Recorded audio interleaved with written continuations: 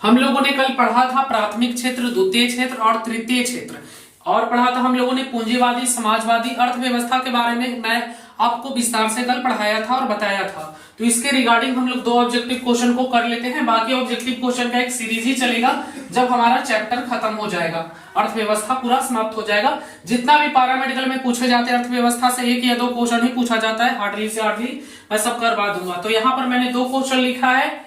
जो लोग first class नहीं किए थे पहले फर्स्ट क्लास कर लेंगे, तभी आपको सेकंड क्लास भी समझ में आएगा।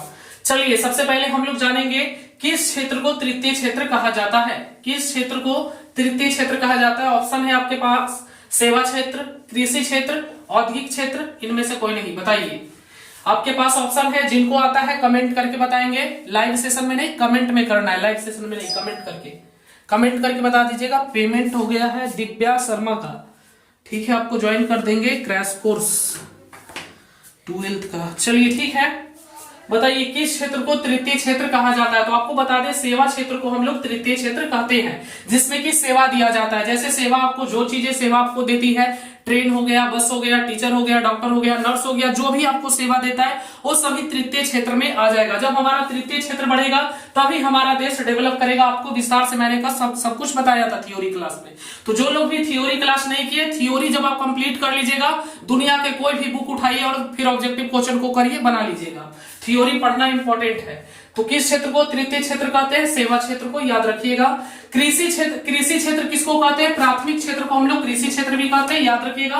प्राथमिक क्षेत्र को जिसमें आता है आपका पशुपालन, मछली पालन, ये सब आपका आ जाएगा प्राथमिक क्षेत्र में, याद रखिएगा, ठीक है, इंपॉर्टेंट है। औद्योगिक क्षेत्र के बारे में बात करें तो इसको हम लोग फैक्ट्री क्षेत्र भी बोलते हैं, जिसे बोलते हैं द्वितीय क्षेत्र। द्वितीय क्षेत्र औद्योगिक क्षेत्र को हम लोग बोलते हैं, याद रखिएगा। इनमें से कोई नहीं। तो तृतीय क्षेत्र को हम लोग क्या बोलेंगे बाबू? सेवा क्षेत्र बोलेंगे। तो सही जवाब आप लोगों का सेवा क्षेत्र हो जाएगा, ठीक है, सेवा क्षेत्र। चलिए अगला क्वेश्चन है हमारा, इनमें से कौन से देश में मिश्रित अर्थव्यवस्था है? इनमें से कौन से देश में मिश्रित अर्थव्यवस्था है? अमेरिका, रूस, भारत, कोई नहीं। बताइए जल्दी से, इनमें से कौन से देश में मिश्रित अर्थव्यवस्था है? अमेरिका, रूस, भारत, कोई नहीं। और क्यों? इनमें से कौन से देश में मिश्रित अर्थव्यवस्था है? अमेरिका, रूस, भारत, कोई नहीं। चलिए सब लोगों का जवाब सही है, भारत। पर क्यों भारत में मिश्रित अर्थव्यवस्था है?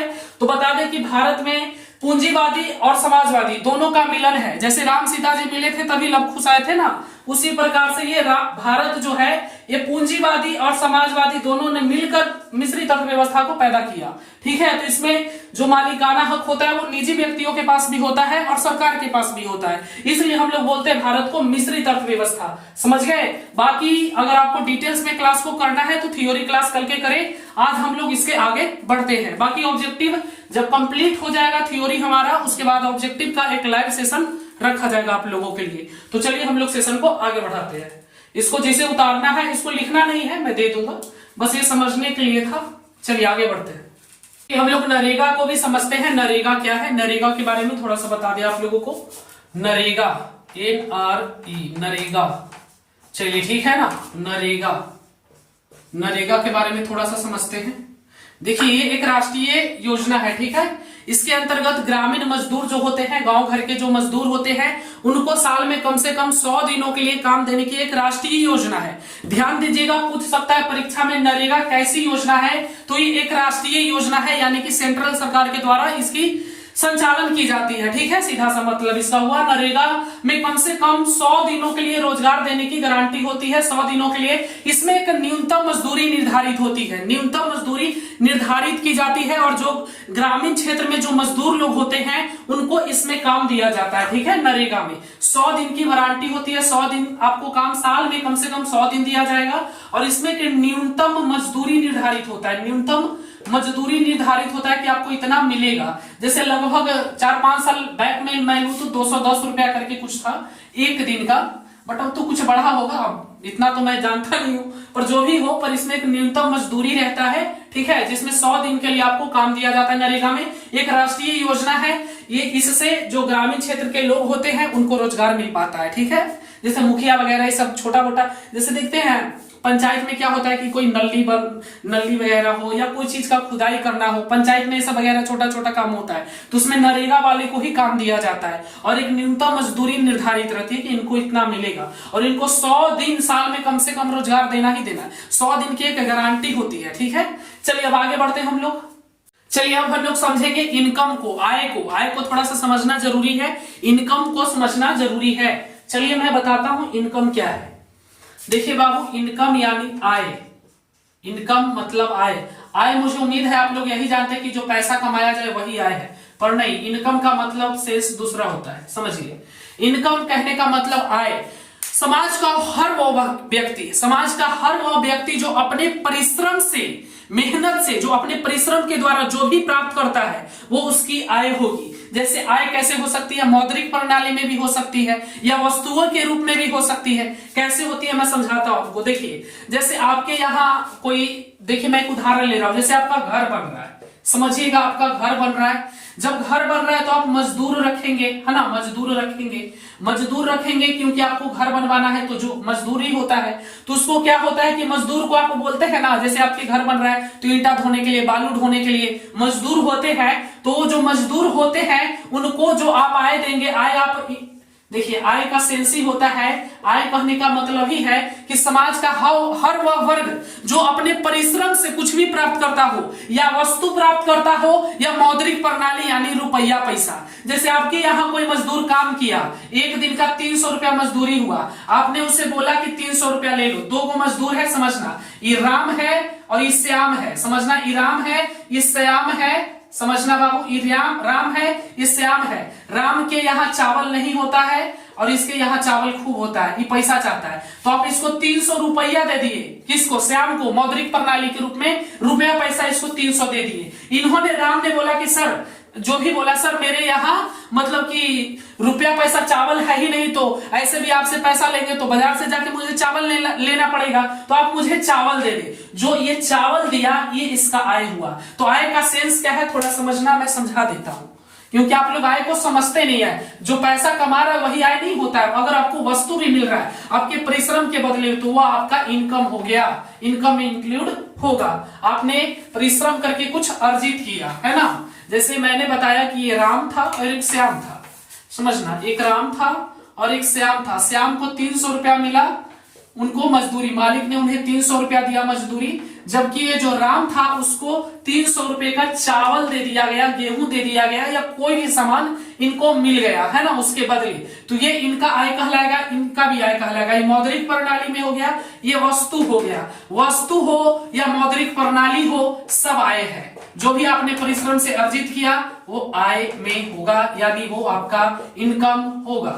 सीधा सीधा मतलब, मुझे उम्मीद है सब लोग समझ गया होगा इनकम। कोई भी पूछेगा आय क्या है तो बोलना है समाज का हर वह वर्ग जो अपने परिश्रम से मौद्रिक प्रणाली में मतलब रुपया पैसा प्राप्त करे या फिर कोई वस्तु से मिले, जो भी उसको परिश्रम के बदले मिल रहा है वो उसका इनकम यानी आय कहलाएगा। ठीक है, चलिए आगे टॉपिक्स पर बढ़ते हैं। अगला, चलिए अब हम लोग जानेंगे वस्तु विनिमय प्रणाली। वस्तु विनिमय प्रणाली क्या है इसके बारे में भी थोड़ा सा जानेंगे। देखिए, कुछ स्टूडेंट बोल रहे थे सर थ्योरी। देखो बाबू, आप लोगों का परीक्षा जुलाई में होता है, मेरा मकसद है आपको थ्योरी देना, कि आप लोगों को अगर थ्योरी दे देंगे तो आपको ऑब्जेक्टिव में 1% भी दिक्कत नहीं होगा, ये जान लो। ऑब्जेक्टिव देखो, जो भी टीचर आपको यूट्यूब पे पढ़ा रहे हैं ना ऑब्जेक्टिव क्वेश्चन, मैं उनसे सिर्फ इतना पूछना चाहता हूं कि स्टूडेंट को कब तक ठगना है सर, बता दीजिए कब तक ठगना है, बताओ बाबू। मैं बस आपसे ये पूछता हूं कि ये बोर्ड एग्जाम है, ये बोर्ड एग्जाम नहीं कि जो आप ऑब्जेक्टिव क्वेश्चन पढ़ा रहे हो और तुम सब लोग गधा हो जो ऑब्जेक्टिव क्वेश्चन को कर रहे हो। थ्योरी पर फोकस करो तभी सिलेक्शन होगा।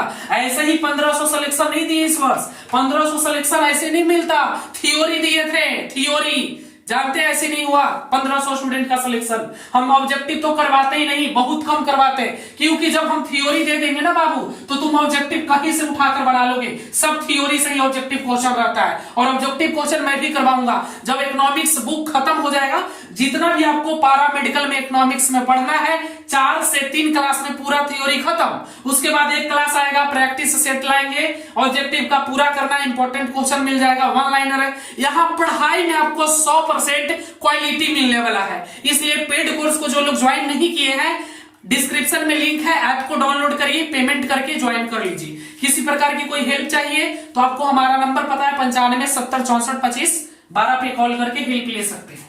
तो चलिए हम लोग शुरू करते हैं। वस्तु विनिमय प्रणाली। वस्तु विनिमय प्रणाली क्या है? थ्योरी पढ़ना बहुत जरूरी है। जब तुम थ्योरी पढ़ोगे तभी तो कॉन्सेप्ट क्लियर होगा बाबू। अब मिश्रित अर्थव्यवस्था ऑप्शन में है, इनमें से कौन मिश्रित अर्थव्यवस्था है? भारत। क्यों भारत है? अगर परीक्षा में थोड़ा सा घुमा दिया तो पूछ दिया मिश्रित अर्थव्यवस्था क्यों भारत है, बस अब घूमित रहो। ऑब्जेक्टिव पढ़ने से ये बोर्ड एग्जाम नहीं है, पैरामेडिकल क्रैक नहीं होगा परीक्षा। क्रैक करना है तो लक्ष्य बैच ज्वाइन करिए हमारा, या फिर यूट्यूब पे पढ़ते रहिए ऑब्जेक्टिव ऑब्जेक्टिव। अब ऐसे पढ़ाता है मास्टर लोग, हम देखते हैं यूट्यूब पे। देखो इंपॉर्टेंट क्वेश्चन है, 5 को क्वेश्चन लाएगा मैथ के 8 को, और सब बेवकूफ लोग जुड़ जाएगा। देखो यही क्वेश्चन आएगा परीक्षा में, वही क्वेश्चन आएगा। कब तक मूर्ख बनाओगे स्टूडेंट को? अब मूर्ख बनाना बंद करो, आ चुका है राठौर बाबा। चलिए वस्तु विनिमय प्रणाली को समझते हैं थोड़ा सा। वस्तु विनिमय प्रणाली क्या है बाबू, समझेंगे। देखिए वस्तु विनिमय प्रणाली जो भी आपको पैरामेडिकल में पढ़ना है मैं पढ़ाऊंगा। आपको जीएसटी पढ़ना है, जीडीपी नहीं पढ़ना है, फिर भी पढ़ा दूंगा थोड़ा सा। चलिए वस्तु विनिमय प्रणाली। वस्तु विनिमय प्रणाली ये जो था पहले पुराने जमाने में वस्तु विनिमय प्रणाली था। इस प्रणाली में होता क्या था जो जानते हो बाबू? इस प्रणाली में बहुत कठिनाई होती थी। हम लोगों को बचपन में देखे होंगे, जब आप छोटे होंगे 2-2 साल 4-4 साल का, अगर याद है तो थोड़ा बहुत, कि आपके मम्मी क्या करते थे, दाल या चावल जो भी होता था उसके यहाँ देने जाते थे और उनके बदले में कुछ भी लेकर आते थे। चावल देकर गेहूं लाते थे, है ना, या दही देकर दूध लाते थे, या सब्जी देकर तेल लाते थे, या तेल देकर घी लाते, कुछ भी लाते थे। तो बस वही वस्तु विनिमय प्रणाली है। इसमें होता क्या था? वस्तु से वस्तु का लेन देन होता था। वस्तु से वस्तु का लेन देन होता था बिना मुद्रा प्रत्यक्ष के, मतलब वस्तु से वस्तु का लेन देन होता था। इसमें एक वस्तु से दूसरे वस्तु का लेन देन होता था, आदान प्रदान होता था। जैसे में समझना, ई है लक्ष्मी, माने में कहा जाता है, मान लो ये लक्ष्मी है, सुंदर सी लक्ष्मी है, बहुत सुंदर लड़की है। चलो बना देते इसका फोटो भी। चलो लक्ष्मी है तुम, बहुत अच्छी हो। आएगो इधर, ये समझ लो ये कुछ ही रहेगा। ये मोहन है, मोहन मान लो, है ना। मोहन जल्दी कोई के नाम नहीं रहता। ये मोहन है, ये बड़ी बिगड़ल है, समझ गया ना, बड़ी बिगड़ल है। अब लक्ष्मी या मोहन समझ लेना, ये पुराने जमाने के लोग हैं थोड़ा। मान लो कि सब पहले के बात हो रहा है। तो लक्ष्मी के यहाँ दूध होता है, ठीक है, और इनके यहाँ दही होता है। अब इनको करना क्या है कि इनको दूध पसंद नहीं है, इनको साला दही पसंद नहीं है। तो ये करते क्या है कि दूध इनको दे देते हैं, दही इनको दे देते हैं। तो क्या हुआ यहाँ पे? वस्तु का आदान प्रदान हो गया। यही है आपका वस्तु विनिमय प्रणाली। बस खत्म, आदान प्रदान हो गया। इसी को हम लोग बोलेंगे वस्तु विनिमय प्रणाली। बस एक वस्तु से दूसरे वस्तु का आदान प्रदान होना ही वस्तु विनिमय प्रणाली कहलाता है। किसी को कोई दिक्कत है, जैसे में दूध से दही, जैसे में कह सकते हो दूध से दही बदलना, दही से मक्खन बदलना, कुछ भी कह सकते हो। एक वस्तु से दूसरे वस्तु का सिर्फ इसमें लेन देन बदलाव होता था, ठीक है। जैसे चावल से गेहूं को बदलना, सरसों से राई बदलना, कुछ भी हो सकता है एक वस्तु से दूसरे वस्तु को बदलना। ये पुराने जमाने के लोग करते थे। इसमें काफी कठिनाई होती थी क्योंकि पहले मौद्रिक प्रणाली थी नहीं। अब तो मौद्रिक प्रणाली रही नहीं। अभी वर्तमान की बात करें तो डिजिटल आ चुका है, 5G डिजिटल। पेमेंट करना है सर, अच्छा दीजिए, स्कैनर दीजिए। हाँ पेमेंट ऐसे जाता दुकान में। हम एक देखे एगो लड़की के, सुंदर सी लड़की थी, हम देख रहे थे उसको, बहुत सुंदर थी। तो गई तो दुकानदार के बोली 1 किलो सेव तौलिए। तौला के बाद बोल रही है, लड़कियां बोल रही है, भैया जी पेमेंट हमारे पास कैश नहीं है। अब वो बेचारा कहे कैश नहीं है दीदी, हम तो यूज नहीं करते हैं वो सब। तो बोल रहा है कि मेरे पास कैसे नहीं है, आप दीजिए। तो बोला ठीक है, बगल वाला दुकान में है, उनको पेमेंट कर दीजिए, वो दे देंगे। तो बगल वाले दुकान में जाकर स्कैनर से या कुछ भी होता है वहां पर पेमेंट कर दिए। स्कैनर ही होता है दुकान में ना, पेमेंट कर दिए। तो अब क्या हो गया है, मौद्रिक प्रणाली भी अब गायब हो रही है, अब हो रही है डिजिटल, एकदम 5G।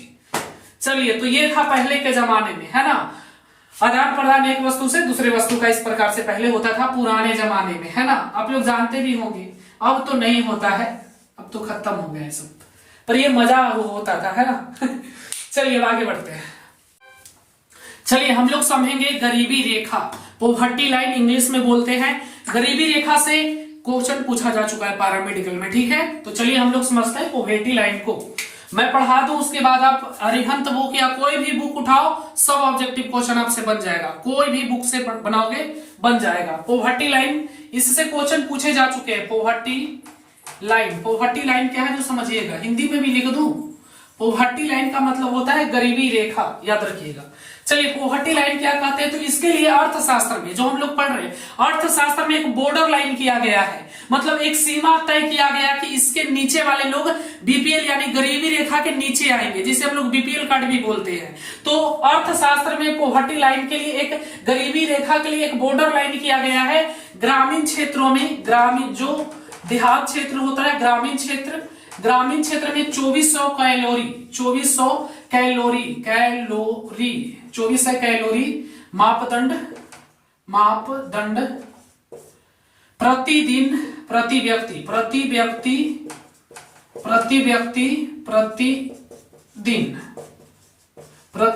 रखा गया। ठीक है, ग्रामीण क्षेत्र में 2400 कैलोरी मापदंड प्रति व्यक्ति प्रतिदिन रखा गया है। वही शहरी क्षेत्रों में बात करें तो शहरी क्षेत्रों में 2100 कैलोरी, और ये प्रश्न पारामेडिकल में पूछा भी जा चुका है, याद रखिएगा, पारामेडिकल में पूछा भी जा चुका है। 2100 कैलोरी मापदंड रखा गया है, याद रखिएगा, कैलोरी मापदंड रखा गया प्रति व्यक्ति प्रतिदिन, यही है पोवर्टी लाइन, मापदंड किया जाता है। याद रखिएगा, गरीबी रेखा को अर्थशास्त्र में कैलोरी मापदंड से व्यक्त किया जाता है, इसी से इसका निर्धारण किया जाता है। बस ऑब्जेक्टिव टाइप ये याद रखो, शहरी में 2100 कैलोरी और ग्रामीण में 2400 कैलोरी आएगा, तो यही प्रश्न आएगा, इसमें और कुछ नहीं आएगा। चलिए पोवर्टी लाइन हम लोग पढ़ेंगे।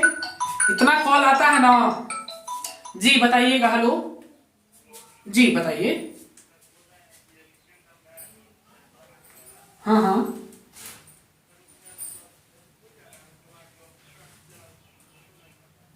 अच्छा बाद में कर देंगे, अभी हम क्लास में हैं। ये सब ज्वाइन नहीं करेगा, ये सब total learning study with Ritesh का स्टूडेंट है। जब संकट आएगा तो हमरा भी जो पहुंचेगा, जाओ वहीं पर पूछो, हम देखना नहीं चाहते उन सबके। स्टूडेंट के साथ धोखा करेगा मतलब कि हमारे साथ धोखा है।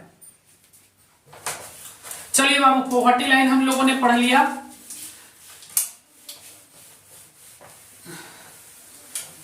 हमसे जो नजरें चुराने लगे हों। इंक्लूसिव ग्रोथ आप लोग बताएंगे क्या है इंक्लूसिव ग्रोथ, जिसे हम लोग बोलते हैं समावेशी विकास। चलिए इस प्रकार से प्रश्न आ सकते हैं यहां से ऑब्जेक्टिव टाइप, बताएंगे कैसे आएगा जो। चलिए इंक्लूसिव को पहले जानते हैं, इंक्लूसिव ग्रोथ। चलिए ये क्या है समझिएगा। इंक्लूसिव ग्रोथ क्या है बाबू, इसको हम लोग हिंदी में समावेशी विकास भी बोलते हैं। समावेशी विकास, ठीक है। इंक्लूसिव ग्रोथ क्या है जो समझते हैं, समावेशी विकास।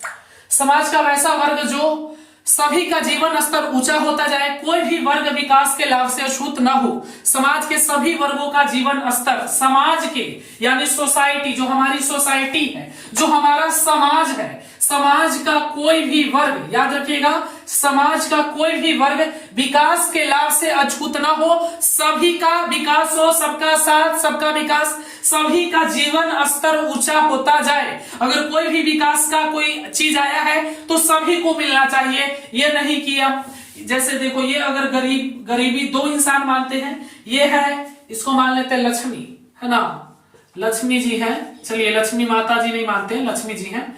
और ये है समझ लो राम। अब समझना, ये बहुत बड़का है, ये गांव के बहुत बड़का आदमी है, ये एकदम गरीब है, रोडपति है, ये करोड़पति है। ये रोडपति है, ये करोड़पति है। अब कोई विकास का लाभ आया है तो इन दोनों को मिलना चाहिए, न कि करोड़पति वाले को मिल जाए, इसको ना मिले। बट हमारे समाज में इसको ही मिलता है, इसको नहीं मिलता है बिहार के अंदर में। तो बदलाव तो होगा धीरे धीरे, टेंशन मत लो। चलिए लक्ष्मी जी को मिल जाएगा, राम जी को नहीं मिलता है। हम देखे हैं ऐसा, जो पैसा वाला है उसको ही मिलता है हमारे यहाँ की योजना। हमारे देश को बर्बाद पढ़े लिखे लोग करते हैं, नहीं कि गरीब लोग करते हैं। उनको तो कोई जानकारी नहीं है भाई। मोदी जी का इतना सारे योजना है, उससे पूछोगे तो 2 योजना नहीं जानेगा वो गरीब लोग। और जो अमीर लोग है सब योजना जानता है, तो लाभ कौन उठाएगा? जो पढ़े लिखे लोग हैं वही ना। तो हमारे देश को बर्बाद कौन करेंगे? जो शिक्षित लोग हैं। तो हमारे देश को अगर खतरा है तो शिक्षित लोगों से खतरा है, क्योंकि गरीब लोग करेगा क्या, उसको तो कुछ पता नहीं है भाई। खतरा उन लोगों से है जिसको पता है। चलिए इंक्लूसिव ग्रोथ मतलब समावेशी विकास, समाज का कोई भी वर्ग इससे अछूत नहीं होना चाहिए, समाज के हर एक वर्ग का जीवन स्तर ऊंचा होता जाए, कोई भी वर्ग विकास के लाभ से अछूत ना हो, तो हम उसे बोलेंगे इंक्लूसिव ग्रोथ हो रहा है, यानी समाज का विकास हो रहा है। यहीं पे कह रहा है समावेशी, समा माने कौन होता है सब, समावेशी मतलब सब, वेशी मतलब होती है विकास, यहां पर विकास बोला, सबके विकास, उसी को बोलेंगे समावेशी। इंक्लूसिव ग्रोथ समाज के सबके विकास होगा, उसी को बोलेंगे समावेशी विकास। इससे ऑब्जेक्टिव 5-6 तरीके से पूछ सकता है, पूछ देगा समावेशी विकास में क्या होता है, सभी का जीवन स्तर ऊंचा होता है, सभी का जीवन स्तर ऊंचा नहीं होता है, 4 ऑप्शन दे देगा। अब जो पढ़वे नहीं किया है, अब जो ऑब्जेक्टिव टाइप पढ़ा है तो एक केहू पढ़ेगा, और जो थ्योरी पढ़ ले है कैसू घुमाएगा तू घूमेगा, बोलेगा बेटा हम थ्योरी पढ़ के आए हैं, वो विराट और बाबा के, तो पूछ कैसे पूछेगा, इसलिए थ्योरी जरूरी है। चलिए अब आगे बढ़ते हैं, समावेशी विकास आपका हो गया। अब अगला टॉपिक्स पर हम लोग बढ़ते हैं, इंक्लूसिव ग्रोथ समझ में आ गया सबको। चलिए अगला टॉपिक्स है हमारा ये मैंने आज जो पढ़ाया है उसी से रिलेटेड 2 ऑब्जेक्टिव क्वेश्चन को मैंने यहाँ पे लिखा है, ताकि जांच हो जाए कि आपने क्लास में धैर्य पूर्वक समझा है या नहीं समझा है। तो इसका जांच के लिए मैंने 2 क्वेश्चन को लिखा है, बाकी ऑब्जेक्टिव क्वेश्चन का एक अलग सीरीज आएगा जिसमें मैं इकोनॉमिक्स के टॉप 200 ऑब्जेक्टिव क्वेश्चन लेकर आऊंगा। अभी नहीं, पहले थ्योरी कंप्लीट हो जाए तब। तो ये इसका कमेंट आपको करके यूट्यूब कमेंट में करना है, लाइव चैट में नहीं, आप लोग कमेंट में जाइए, वहां पे कमेंट करिए क्या जवाब होगा और बताना है आपको इसका कमेंट करके। एक बार क्वेश्चन को मैं समझा दूं आपको। पहले मैंने क्वेश्चन पूछा है आपसे जो कि मैंने पढ़ाया भी है, योजना आयोग के अनुसार ग्रामीण क्षेत्रों में कितनी कैलोरी पोषण प्राप्त न कर पाने वाले लोगों को गरीबी रेखा से नीचे माना जाता है। मतलब हमारा क्वेश्चन है योजना आयोग के अनुसार जो ग्रामीण क्षेत्र है, जो गांव है, वहां पर कितने कैलोरी पोषण अगर नहीं प्राप्त कर पाते हैं तो उनको हम लोग कहेंगे कि ये गरीबी रेखा के नीचे है, यानी बीपीएल परिवार से है, बीपीएल है ना। चलिए तो इसके लिए क्या एक आप लोगों को मैंने पढ़ाया तो बताया कि एक सीमा बॉर्डर लाइन खींचा गया था, बॉर्डर लाइन है, तो बस यही बताना है कि कितना है वो, कितना कैलोरी है, 2100 कैलोरी, 2400 कैलोरी, 2600 कैलोरी, 2700। सेकंड प्रश्न इसी प्रकार से है, योजना आयोग के अनुसार शहरी क्षेत्रों में आपको बताना है शहरी क्षेत्रों में कितनी कैलोरी, और ये प्रश्न पैरामेडिकल में पूछा हुआ है, पैरामेडिकल में पूछा हुआ है कितनी कैलोरी पोषण न प्राप्त कर पाने वाले लोगों को गरीबी रेखा से नीचा माना जाता है। तो ये दोनों प्रश्न आप लोग कमेंट करके बताएंगे, बाकी हमारी टीम पिन कर देगी मैसेज को, जो भी सही जवाब होगा कल बता देंगे जब कल का थ्योरी क्लास होगा। अभी हम लोगों को क्या क्या पढ़ना है बता दे थोड़ा सा। अभी हम लोगों को पढ़ना पड़ेगा जीएसटी, क्योंकि पैरामेडिकल में पढ़ना है, जीएसटी पढ़ना है, वैट पढ़ना है, और सबसे इंपॉर्टेंट टॉपिक्स जिसकी चर्चा नहीं हुई है पंचवर्षीय योजना, उससे लगातार क्वेश्चन पूछे जाते हैं, लगातार वर्षों में हर वर्ष पूछा जाता है। तो पंचवर्षीय योजना बहुत ही इंपॉर्टेंट है, उसको एक क्लास में लेंगे। बाकी आपका जीएसटी है, जीडीपी से नहीं आता है, फिर भी बता देंगे जीडीपी को, 2 मिनट का क्लास, 2 मिनट में बता देंगे हम, 2 मिनट में बता देंगे जीडीपी को भी। उसके बाद वैट पढ़ना है, और फिर पढ़ना है इकोनॉमिक्स में आपको क्या पढ़ना है, जनसंख्या पढ़ना है, जनसंख्या साक्षरता दर से भी क्वेश्चन देखने को मिले हैं, और उससे रहता है साक्षरता दर से, जनसंख्या से रहता है क्वेश्चन आपका। तो इस प्रकार से अभी 2-3 क्लास लगेगा थ्योरी का, 3-4 क्लास, जितना भी लगे, 3 लगे, 4 लगे, 5 लगे, हम लोग बिल्कुल थ्योरी पढ़ेंगे, खत्म करेंगे। उसके बाद ही आपको 1 लाइनर क्वेश्चन मिलेगा, जो कि आपको ऐप पर मिलेगा, यूट्यूब पर नहीं दे पाएंगे, फ्री में नहीं हो पाएगा, फ्री में पढ़ रहे हैं बहुत। बाकी आप लोगों के लिए ऑब्जेक्टिव क्वेश्चन का भी सीरीज जल्द लाएंगे, जब ये कंप्लीट हो जाए थ्योरी हमारा, तो फिर हम लोग ऑब्जेक्टिव क्वेश्चन करेंगे, क्योंकि हम थोड़ा अलग हैं, इसलिए सिलेक्शन यहां से मिलता है। जय हिंद, जय भारत, वंदे मातरम।